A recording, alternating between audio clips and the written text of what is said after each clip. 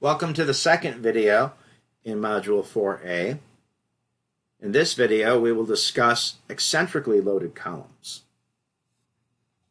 For eccentrically loaded columns, we need to use the secant method. For this method, there are a couple of things we need to be aware of. One, you have to make sure that your calculator is set to radians, otherwise you will get incorrect results. The second thing we have to do is we need to understand that we need to take the moment of inertia about both axes.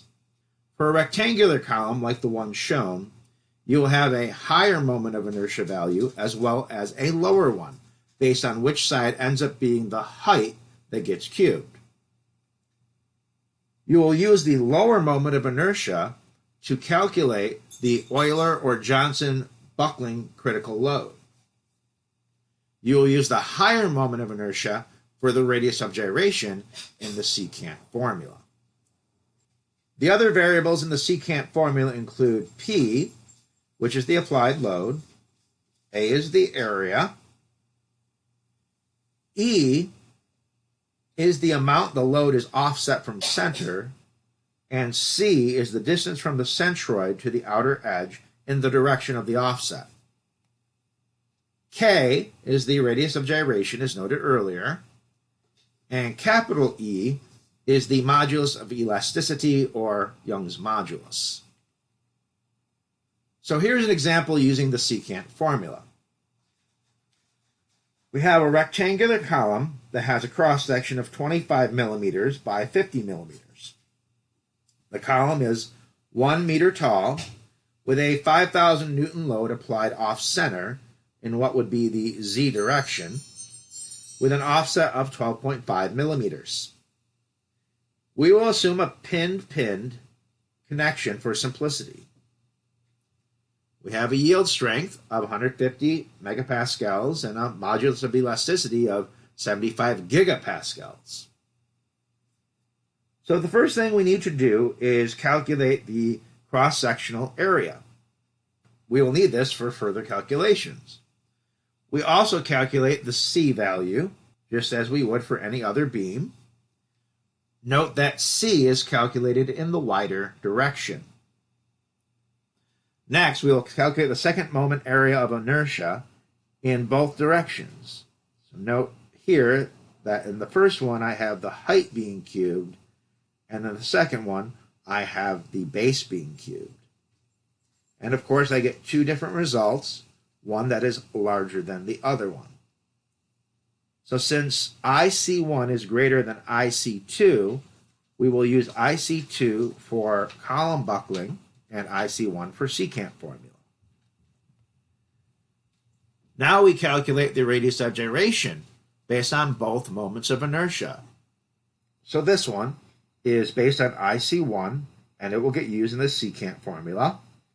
And this one is based on IC2, which means it will be used in calculating the geometric slenderness ratio. The next step is to calculate the critical slenderness ratio based on the modulus of elasticity and the yield strength. We find that to be 99.3.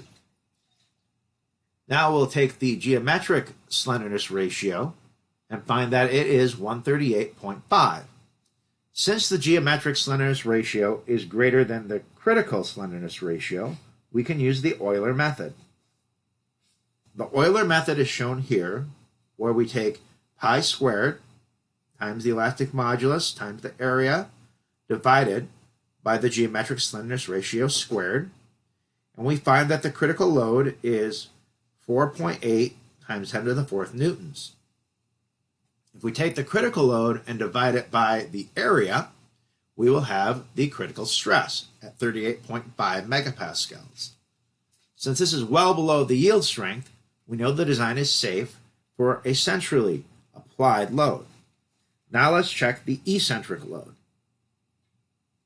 For the eccentric stress, we take the load divided by the area, and then we have 1 plus the amount of eccentricity times the centroidal distance, which is in the same direction as the eccentricity, divided by our higher radius of gyration, And we multiply that by the secant of this function here, which is 1 over the radius of gyration times the square root of the load divided by 4 times the modulus of elasticity times the area.